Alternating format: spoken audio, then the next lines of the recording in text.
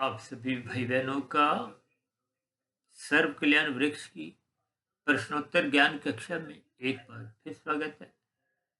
आज का प्रश्न किसी भाई बंधु ने पूछा है कि संसार को कितना पकड़ना चाहिए। देखिए, शब्द तो बहुत ही एक प्रथम दृष्टि में सुनने में अच्छे लगते हैं, लेकिन इस पकड़ना शब्द को देखिए, संसार में आप भी रहते हो, मैं भी रहता हूँ, हम सभी भाई बहन देखिए मनुष्य संसार में ही रहते हैं। लेकिन संसार को पकड़ने का अभिप्राय संसारी भोग विषयों से है। संसारी भोग विषयों का संबंध देखिए धन से लिया जाता है, या यूं को प्रकृति के तमोगुण, रजोगुण और सतोगुण की स्थितियों में ये दो गुण जो तमोगुण और रजोगुण है, ये संसारी स्थितियां हैं। और संसारी स्थितियों से जो आगे की स्थितियां हैं, जो आपको मैं परमात्मा के अध्यात्म मार्ग पर ले जाती है, वो देखिए सत्वगुण की स्थिति। शास्त्रों में तो देखिए एक एक शब्द बहुत ही नपा तुला तोल तोल के समझाया गया, और हम तो देखिए कहीं ना कहीं इन सभी स्थितियों पर कुछ ना कुछ प्रकाश डालते हैं। फिर विशेष रूप से देखिए ये सर्व कल्याण वृक्ष के अंतर्गत आपके प्रश्नों के कुछ उत्तर देते समय प्रकृति के तीन गुणों की स्थितियां कहो, आपके हमारे तीन शरीर, स्थूल शरीर, सूक्ष्म शरीर, कार्य शरीर, ये सभी अपने आप ही अपना कुछ संबंध समझाने लगते हैं। जब तक हम देखिए इन सभी स्थितियों को ज्ञान पूर्वक नहीं समझते, देखिए ये प्रकृति के तो ना हमारे आपके कोई बनाए हुए नहीं है, ये तो अनादि काल से एक प्रभाव में चलते आ रहे हैं। अक्सर हम देखिए सच्चिदानंद शब्द पर बार बार चर्चाएं करते आए, क्योंकि सच्चिदानंद शब्द में ही संपूर्ण शास्त्रों का ज्ञान विज्ञान एक ही शब्द में निहित है। यदि बात आपको मैं समझ में आए, सत्य चित आनंद, यानी कि सच्चिदानंद परमात्मा के लिए कहा जाता है। परमात्मा एकमात्र आनंद स्वरूप सत्ता है, जबकि आत्मा सत्य चित है, यानी कि आत्मा आपकी आत्मा, मेरी आत्मा, चाहे कीड़े मकोड़े की, पेड़ पौधे की, यानी कि अनंत आत्मा जितनी भी है वो समान गुण वाली है। देखिए इन सभी स्थितियों पर कहीं ना कहीं तो हमारी कुछ ना कुछ चर्चाएं हो भी चुकी है, लेकिन जैसे जैसे कुछ नए शब्दों के प्रश्न सामने आते हैं, तो स्वाभाविक ही परमात्मा की प्रेरणा से, गुरुओं के आशीर्वाद से ब्रह्म मुहूर्त समय विशेष में कुछ नई नई स्थितियां बनती हैं। उन नई नई स्थितियों में ही आपको मैं देखिए कुछ अपने उन प्रश्नों के उत्तर ढूंढने होते हैं, अपने जीवन को एक दिशा देनी होती है। और ये दिशा देने का अभिप्राय देखिए, या तो आप संसार को पकड़ोगे या परमात्मा को पकड़ोगे। संसार को अनादिकाल से आप और हम देखिए पकड़ते आए हैं, और ऐसे कितने ही मनुष्य देखिए पकड़ते पकड़ते इस संसार को तो पकड़ नहीं सके। जब पकड़ लिया तो उस पकड़ने का कोई अर्थ नहीं है, और इस संसार को देखिए मनुष्य छोड़ जाता है।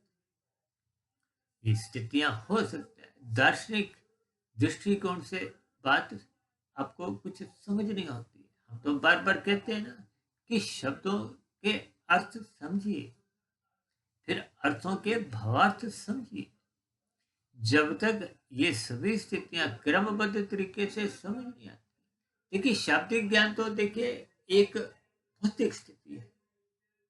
यहाँ पर हम देखिए बचपन से लेके युवावस्था तक जितना भी भौतिक ज्ञान लेते हैं, पढ़ने से, सुनने से, क्योंकि किताबों का ज्ञान हो, चाहे अध्यापक द्वारा देखिए बोल के जो समझाया जाता है, या ब्लैक बोर्ड पे जो लिखकर समझाया जाता है, और भी देखिए ये आंखों का या कानों का ही विषय है। लेकिन इन दोनों ही स्थितियों के साथ आपको में मन बुद्धि की स्थितियां ढूंढनी होती, छोड़नी होती, इन शब्दों के अर्थों को समझना होता है। हालांकि देखिए शब्दों के अर्थ ऐसा नहीं कि भारत में कुछ अलग है, पाकिस्तान में कुछ अलग है, अमेरिका में कुछ अलग है। शब्दों के अर्थ तो लगभग एक समान होते हैं, लेकिन उनके भावार्थ किन्हीं किन्हीं परिस्थितियों में अलग अलग, उस समय विशेष में किस संदर्भ में बोले हुए हैं, उनके भावार्थ अलग हो जाते। उन सभी स्थितियों को ही आप और हम जितना जितना क्रमबद्ध तरीके से समझ जाए, उन्हीं शब्दों में ही देखिए पकड़ना शब्द का मतलब क्या है। देखिए आप संसारी पांच भौतिक विषयों को जो दिन रात पकड़ते हो, पकड़ने का अभिप्राय देखिए जी 24/7 की स्थितियां तो आजकल आपके हमारे घरों में प्रवेश कर चुकी है। आप दिन रात पकड़ते रहते हो। देखिए ना, आप ब्याह शादियों में जाते हो तो आप अपनी थाली में उतना ही पदार्थ डालते हो जितना आपने खाने हैं। अब प्लेट में डालने की स्थितियां हो या पकड़ने की स्थितियां, अब दोनों के अर्थ लगभग एक समान। कि जब आप अपनी प्लेट में, चाहे वो बैंक्वेट हॉल में हो, किसी एक भंडार में हो या कहीं भी देखिए, आप चाहे देखिए रेस्टोरेंट में भी, आप जब कुछ एक ऑर्डर देते हो, ये खाने के पदार्थ सब्जी जो भी देखिए कुछ स्थितियां हैं, पर हम उतना ही मंगवाते हैं ना जितना आपने हमने लगभग खाना होता है। ठीक इसी तरह आपका हमारा जीवन भी देखिए एक निश्चित आयु को हो। देखिए स्थूल शरीर की तो एक विभिन्न स्थितियां हैं। माता के गर्भ की स्थितियां तो आपको मैं लगभग अर्थपूर्वक समझ आ ही जाती है। बाद की स्थितियां भी आप और हम देखते हैं, शिशु काल की अवस्था, बचपन काल। अब बचपन के बाद देखिए किशोर अवस्था आरंभ हो जाती है, रजोगुण की स्थितियां बनने लगती। उससे पूर्व की तो देखिए तमोगुण की स्थिति। अब यहाँ तमोगुण का अभिप्राय देखिए अज्ञानता की स्थिति, उसको भौतिक ज्ञान के प्रति भी कोई रुचि नहीं। लेकिन किशोरावस्था से रजोगुण के प्रति, संसारी विषय भोगों के प्रति, और शास्त्रों में तो स्त्री पुरुष के आपसी आकर्षण को भी देखिए रजोगुण से जोड़ा गया। तो फिर ऐसी स्थितियों में वो रजोगुण विकसित होते होते युवावस्था में पूर्ण रूप से विकसित हो जाता है। जब मनुष्य 2 के 4, 4 के 40, 4 लाख, यानी कि वो अधिक से अधिक धन कमाने के लिए भाग दौड़ करता है तौबा करता है। ये सब देखिए पकड़ना की ही स्थिति है। देखिए शब्द पकड़ना तो एक साधारण स्तर पर कुछ अर्थ बताता है, लेकिन इसका व्यापक दृष्टिकोण में पूरा संसार की स्थितियां, चाहे कोई बड़ा उद्योगपति हो, चाहे राजनीतिक गलियारों का कोई देखिए काउंसलर हो, एमपी हो, मंत्री हो, प्रधानमंत्री, कहीं भी देखिए आप पर हम कुछ ना कुछ देखिए पकड़ने की ही कोशिश करते हैं। और पकड़ते पकड़ते ही आपका हमारा मिला हुआ जीवन कहीं ना कहीं समाप्त होने लगता है। तो मुझे ध्यान कुछ ऐसा आ रहा है, शायद 8-10 महीने साल पहले हमने धन के प्रति, देखिए युवावस्था में हम धन पकड़ते रहते हैं और वृद्धावस्था की दहलीज पे आते आते उस पकड़े गए धन को हम पूर्ण रूप से देखिए खा तो सकते हैं, तो फिर उसको आपको में संभालना पड़ता है। देखिए ये भी एक दार्शनिक स्थिति है, क्योंकि खाने की तो देखिए एक सीमा है। शास्त्रों में कहा गया है, या तो आप देखिए पदार्थों को खा लो या दूसरों को एक परोपकार के कार्यों में दान कर दो, अन्यथा पदार्थ तो देखिए नष्ट हो जाता है। हमारा शरीर भी तो 5 पदार्थों का बना है, पृथ्वी जल अग्नि वायु आकाश, ये भी नष्ट हो जाए। जितने बड़े से बड़े मकान सुंदर बना लो, महल बना लो, वो भी नष्ट हो जाते हैं। इस संसार की कितनी ही स्थितियां हैं जो बनती हैं, बिगड़ती हैं। यानी कि आप और हम संसार को जितना भी पकड़ लें, वो भोगने के लिए ही पकड़ते हैं। भोगने की देखिए एक सीमा है। ऐसा सीमा भले ही शब्दों तक नहीं, आपके हमारे शरीर के स्तर पर आपके हमारी कुछ एक सीमित स्थितियां हैं। अभी मैं भी देखिए लगभग 3-4 घंटे बाद नाश्ता जब करूंगा तो मेरी खाने की 1 परोठी 2 परोठी की एक सीमा है। तो ये सभी स्थितियां, दोपहर के भोजन, शाम की चाय पानी, जो भी देखिए स्थितियां, ठीक इसी तरह ये पदार्थों के साथ साथ आपके हमारे जीवन की अलग अलग स्थितियां जितनी भी हैं, जब वो सुख सुविधा के साधन हो, और भी देखिए जितनी भी स्थितियां, इन सभी स्थितियों को आपको हमें ज्ञान पूर्वक समझना, यानी कि अपने स्थूल शरीर, सूक्ष्म शरीर और कार्य शरीर, देखिए मनुष्य जोनि कर्म जोनि के साथ साथ साधना जोनि का एक विशेष अवसर है। उस अवसर का आपको हमें लाभ उठाना चाहिए, क्योंकि अवसर का लाभ उठाने में आपके हमारी कार्य शरीर में शुभ संस्कार बनते हैं, शुभ कमाई होती है, जो मरने के बाद भी सुरक्षित बनती है। तो ये जो संसारी कमाई है, धन की हो, मान प्रतिष्ठा की हो, तो मृत्यु के साथ ही समाप्त समझी जाती है। कि कोई प्रधानमंत्री पद पे ही यदि वो मृत्यु को प्राप्त होता है, तो अगले जन्म में देखिए उस पद की स्थितियां नहीं बनती। देखिए इनका अभिप्राय क्या है। अब कोई देखिए 500 करोड़ छोड़ के गया है, तो अगले जन्म में उसको हो सकता है 5 रुपए भी ना मिले। देखिए इन सभी स्थितियों को आपने अन्यथा में नहीं लेना। बात की गहराई को आप समझिए। हम तो बार बार शब्दों द्वारा कुछ स्थितियों पर युक्ति पूर्वक प्रकाश डालते हैं, ताकि शास्त्रों की एक सैद्धांतिक बातें आपको में समझने आने में एक कठिनाई ना हो। तो बार बार कहते रहते हैं 3 गुणों की स्थितियों को समझो।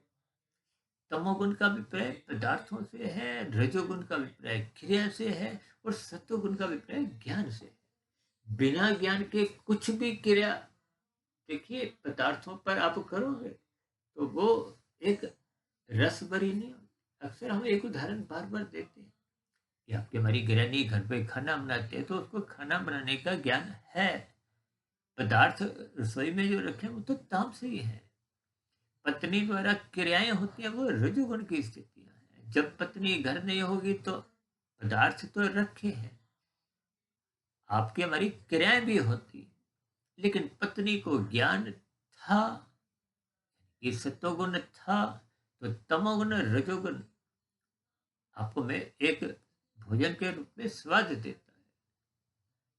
ठीक इसी तरह यदि आपके हमारे जीवन में सत्संग नहीं है, ज्ञान नहीं है, देखिए खाना तो आप और हम बनाते हैं, क्रियाएं भी करते हैं, ज्ञान नहीं है तो वो खाना आधा अधूरा बनता है, कच्चा पक्का बनता है, स्वाद नहीं होता। इसलिए जीवन के रस को समझिए। जीवन का रस परमात्मा को पाने की ओर है। परमात्मा आनंद स्वरूप सत्ता है। ये संसार द्वैत में स्थितियां हैं। इन सभी स्थितियों को ही आपको विज्ञान पूर्वक समझना होगा। इन सभी स्थितियों पर मैं समझता हूँ कि आपको में संसार या पदार्थ यानी कि कितना कितना पकड़ना है, उसका आपको हमें अंदाजा लग गया होगा कि आपके मेरे स्वयं की आवश्यकताओं की पूर्ति हो, परिवार का लालन पालन हो, समाज के प्रति जो जो आपके हमारे दायित्व है, जिम्मेदारी, उन सभी स्थितियों में आपको कोई कमी ना हो।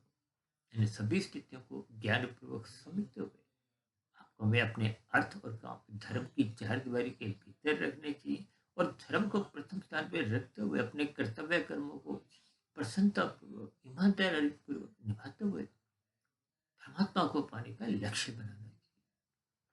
तो ऐसा लक्ष्य यानी कि परमात्मा को पकड़ने की इच्छा, लक्ष्य आपको हमें बनानी होगी। क्योंकि शुद्ध कमाई आप और हम जितनी कर लेते हैं वो सुरक्षित बनी रहती है, जबकि तमोगुण रजोगुणी कमाई ये तो जीते जी भी काम नहीं आती। और मरने के बाद तो देखिए कार्य शरीर की जैसी जैसी स्थितियां होती है उसके आधार पे अगली जोनी का निर्धारण होता है। आप भाई बहनों को हो सकता है ध्यान हो, तकरीबन 4 साढ़े 4 वर्ष पहले हमने एक वीडियो बनाया था बहुत बड़ा, लगभग 2.5 3 घंटे का, मनुष्य के मरने के बाद का अगला जन्म। इन सभी स्थितियों को ज्ञान पूर्वक समझते हुए अपने जीवन की जो एक आर्थिक पकड़ है उसको एक मर्यादित रखें, और परमात्मा को अध्यात्म पर जो एक पकड़ने की स्थितियां हैं उसका आपको भी लाभ उठाना है, ताकि मिला हुआ जीवन सफल हो, सार्थक हो। इन्हीं शुभकामनाओं के साथ चर्चा विषय का यही विराम देते हैं। फिर एक नई प्रश्नोत्तर ज्ञान कक्षा में मिलते हैं। तब तक आप सुधीर भाटिया फकीर को इजाजत दें। फिर भी आज की वीडियो संबंधित भी आपके मन में कोई नया प्रश्न उठ रहा हो, कोई मेरी कही गई बातें आपको तर्क संगत सही नहीं लगी हो, या कही गई बातों पर आपकी कोई आपत्ति हो, तो आपके प्रश्नों का, सुझावों का और शिकायतों का नीचे दिए गए कमेंट्स बॉक्स पर सदा ही स्वागत है। इस चर्चा विषय को ध्यानपूर्वक धैर्यपूर्वक सुनने के लिए आप सभी भाई बहनों का बहुत बहुत धन्यवाद।